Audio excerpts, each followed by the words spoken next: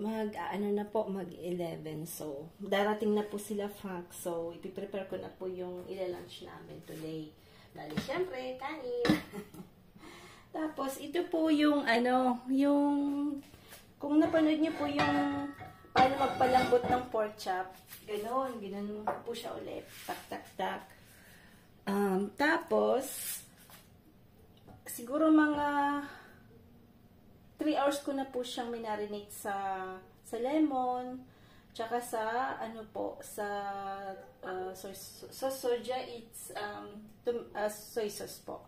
Yan, bali sa dalawa po niyang sa magkabaliktadan ko po yan minartilyong ganito. Hindi po yan martilyo. Isa sa mga utensil na usually mga Chinese po yung gumagamit. Ewan ko po sa atin kasi po sa Taiwan ganito po talaga. So, yan. Tapos nilagyan ko po siya ng pepper, konting asin, ayan. Tsaka ginger na powder din po. Kasi pampasarap din po yun sa pork. Pinapatay niya po yung malansang-lasa ng karne. Kung nahalata niyo po yung hair ko, medyo oily kasi maiba naman tayo. Beauty tips naman. Bali, inano ko po siya ng coconut oil na inanuhan ko po ng ginger. Ayan. Kasi ang dami ko na pong puti. Tapos, parang napapanot na ako dito. So, sabi ko, kailangan ko yatang mag-cure ng coconut oil. Yan naman yung sa beauty tips. So, mabalik po tayo dito. Ito po yung, ang tawag dito, iron pot po to.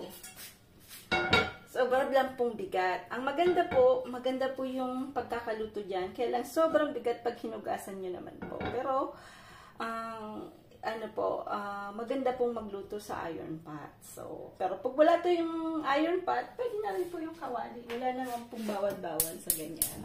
Kung ano lang po tayong meron. Tsaka to po, nabili ko lang po to sa thrift store.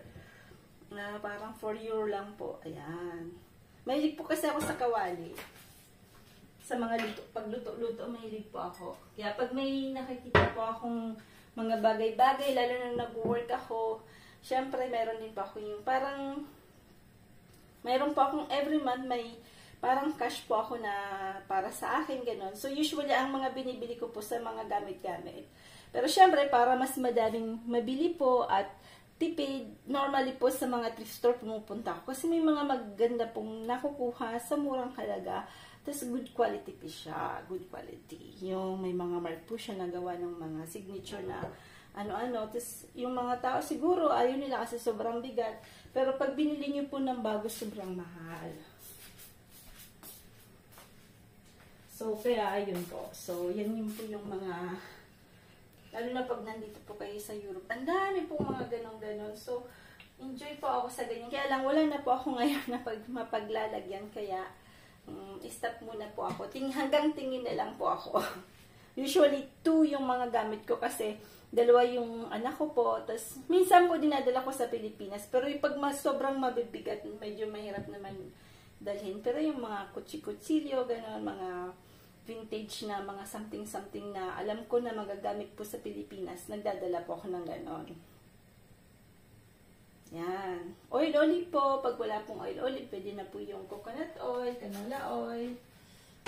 Ayan. Tapos, ang lalagay lang po natin dyan is bawang. Tapos kami po mahilig sa maanghang. So, lalagyan ko po ng sili. Tapos, onions. Tapos ako po, gusto ko po ng medyo may konting sauce.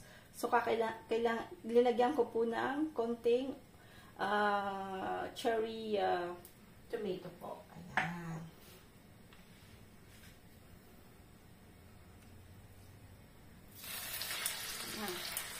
Ayan.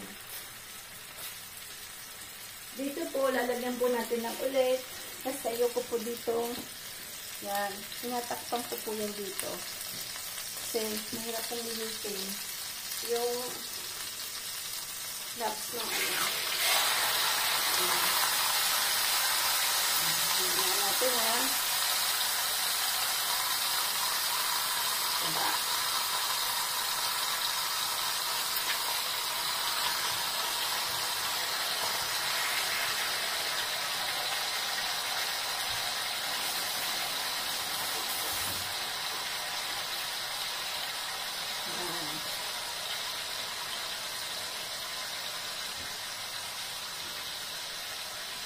Tapos ako po, linalagay ko yung bawang sa may gilid-gilid. Ayan. Para huwag naman po siyang masyadong matutong.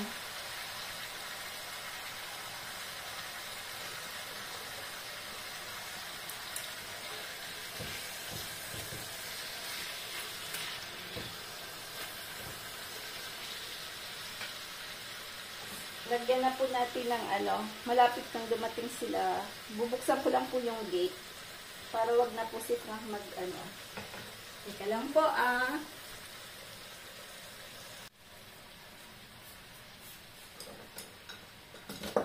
Tapos po, di ba yung sa pork chop, pagka yung parang may ganyan, hindi siya flat, para even po yung pagkakaluto niya. Guntingin nyo lang po yan. Ayan.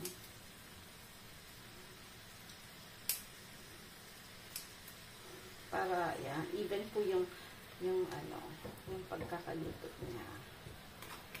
Ayan.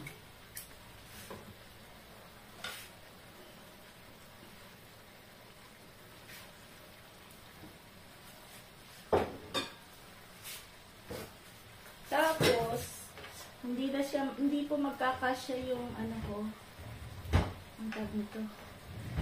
Kuha tayo ng ayan. Yung talong ba? Aubergine. Talong.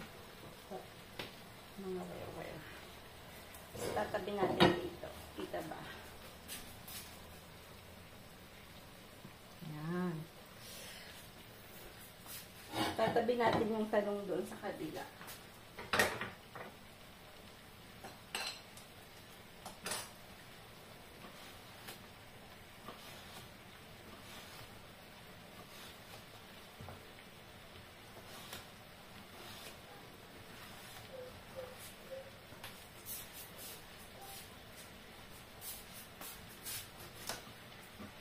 Ito po yung talong niya na galing kay George. Kanina, kahapon po nakita ko siya, sabi niya, Tini, daming talong, kuha ka ulit. Nagustuhan niya po yung yung ginawa ko pong talong with the vinegar. Gustong-gusto niya po.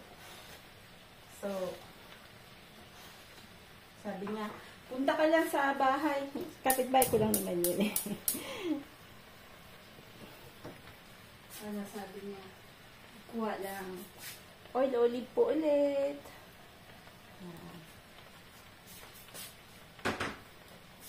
Yung hiwa ko po ng talong pahaba. Ayan.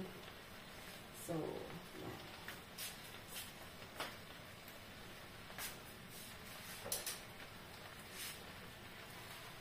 Ito madududod pa. So, para pong malinamnam. Ayan. Balik tayo po ulit.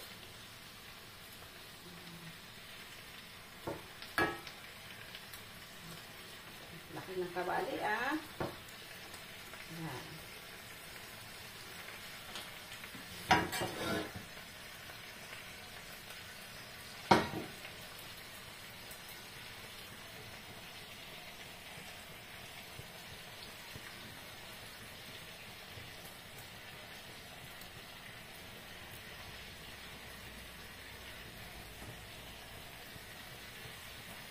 Lagay na natin lahat po. Mamupos din lang po yan eh.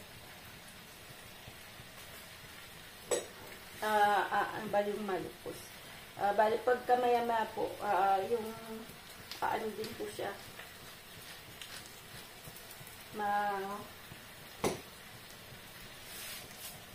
Babalik-balik ka rin na lang natin. Yan. Ano yung tawag sa malupos? Alam mo po, ang nakakatawa kasi naalala ko kasi sa Bicol po kami lumaki. Yung mga ganyang bagay ba, yung pag di ko na maalala sa Tagalog, yung sa Bicol ko po naalala. Yan. Yung ano niya po, I mean, yung size niya, mag-ano na lang po siya. Ma-absorb niya po yung oil. So, kukuntin lang yan mamaya. Ayan. Kaya lang maki-oil po yung yung talongski, Maki-oil siya.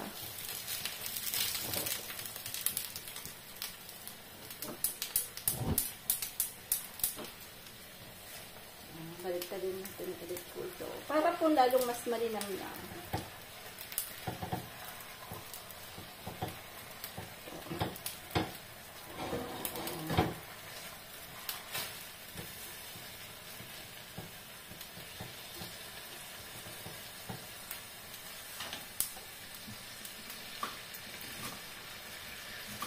I-prank, mahilig po siya sa onion. Lagyan natin na oil para gumaganda natin yung kulay.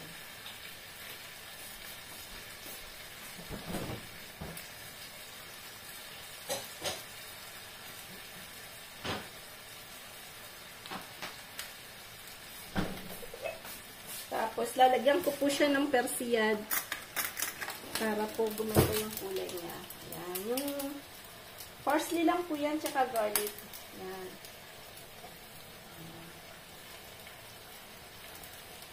Pampasarap din po yan.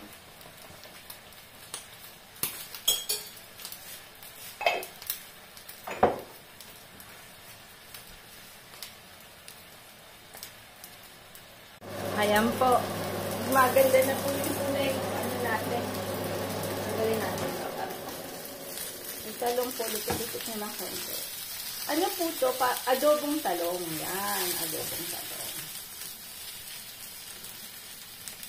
So naman, lalagyan na natin yung kamatis. Para po yung sauce niyan masarap.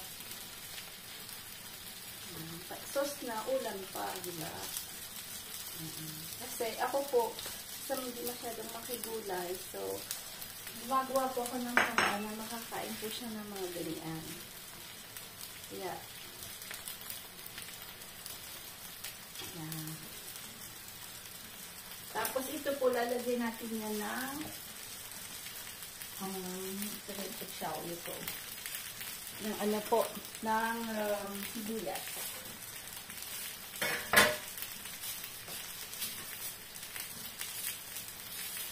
Ano po ngayon, medyo malumlum po, uulan yata. Pero maganda po mag-work sa garden.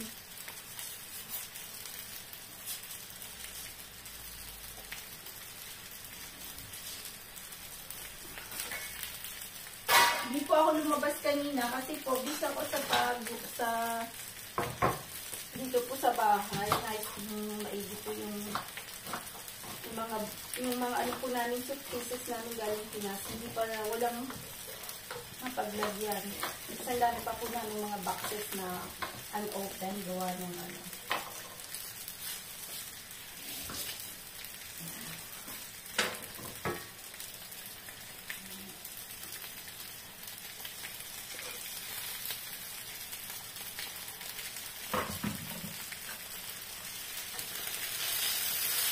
Hindi ko po yan nilagyan ng asin kasi lalagyan po natin siya ng soy sauce.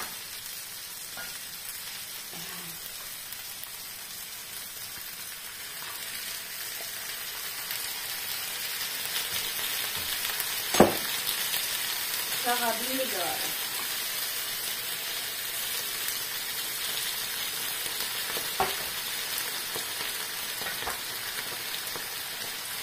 Halo-halo.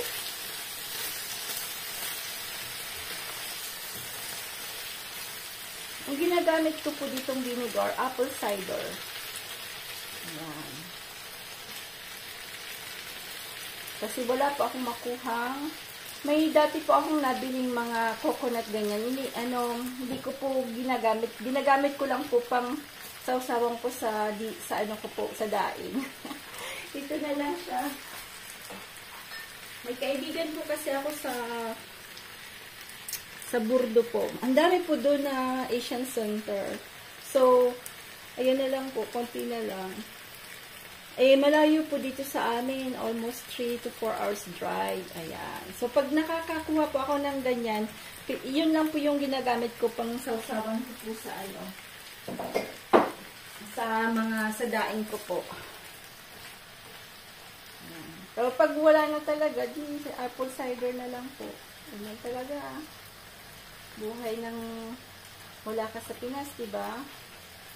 Kung anong meron, dapat wag masyadong maselan. Kasi po, yung iba, sobrang naho-homesick.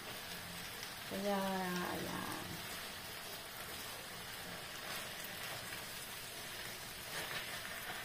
Kami naman po yung mga bata. Mahilig sa Pinas kasi mula pa po ng bata sila. Almost every year po kami umuwi. May mga years lang na hindi kami umuwi kasi gawa ng nagka-COVID po, hindi kami nakauwi. Tapos may isang year na nung nag-start po ako mag-work kasi dito po, wala ka munang bakasyon. So, 1 year ka munang mag-work bago ka magkaroon ng vacation. So, yun po yung mga consequences. Pero, okay naman po. Kasi after, at least may pambili ka ng pambayad ng, ticket sa aeroplano, di ba po?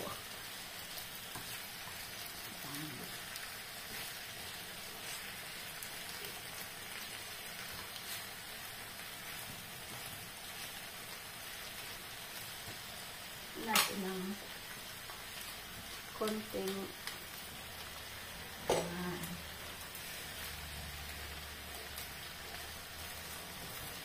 bango na po.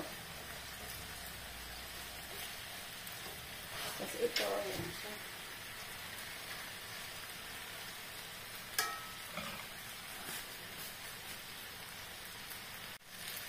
Ayan na. Ayan, nalagyan ko po ng konting zucchini para po may gulay na konti. Gusto ko po kasi yung may mga green. Maganda po kasi sa mata yung at maganda po sa katawan. Ayan. Kung wala po sa Pinas na zucchini, pwede po yung sitaw. Yan. Sitaw, pwede po kangkong. Kung ano po yung gusto nyong parang namilis ng gulay, ganyan. Diba bang, ang ganda po ng sauce niya. Ayan, o. Ganda po ng sauce niya, o.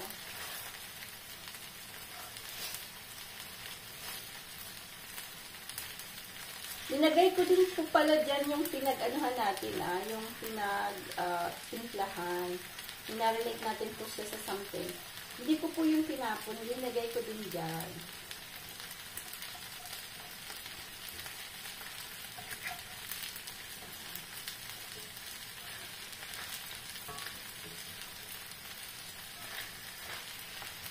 Lagyan po natin ng konting tubig yata.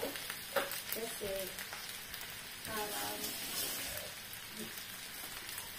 kulang yung konting-konti lang po. Kasi sugar lang po.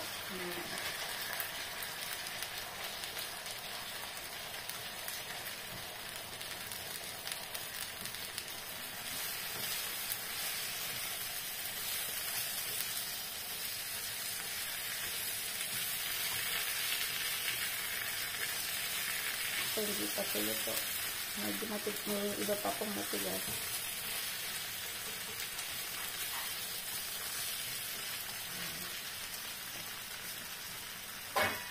Ayan na. Ayan. Punta po ako dun sa garden. Kumuha po ako ng ganito ng chicken thighs. Kasi gusto ko po yung lasa nito. Wala pong chicken thighs. Pwede naman po yung tawag natin onion leaves or kung wala din. Mabango na rin naman po yan.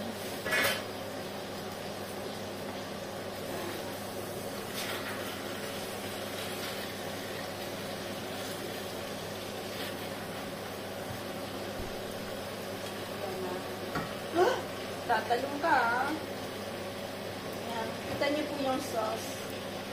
Yung sauce niya po, ang sarap. Yung zucchini naman po, kahit hindi siya ganun kaluto, masarap na yun po. Ayan.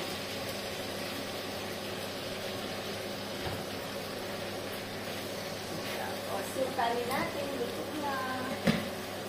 Ayan, ito luto na rin ito. Ito po pa sa mga vegetarian, okay, pwede na po ito. Kasi wala po siyang ibang sahog. Kundi puro lang vegetable. Ayan. Mahilig po sa talong. Ayan po. Kaya po sa Pinas, magtanim na po kayo ng talong kasi all year po yung pwedeng anihin. Kung nasa Pinas lang po siguro ko, nako, ang dami ko siguro pong gulay. Dahil nung nasa reunion po kami, nako, ang dami ko pong tanim. Papaya, talong. Wala po, magandang buhay. Bon appetit po. Sa susunod po ulit na cooking. Ayan. Ano na pong oras? Malapit na pong mag-alas 12. Kakain na rin po kami. Ayan. Ito na yan. Bon appetit!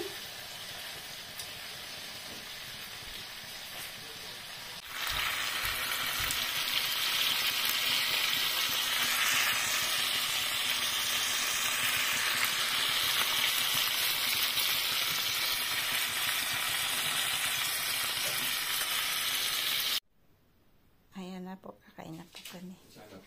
Yan po yung linuto natin today. Bon appetit! Tapos ito.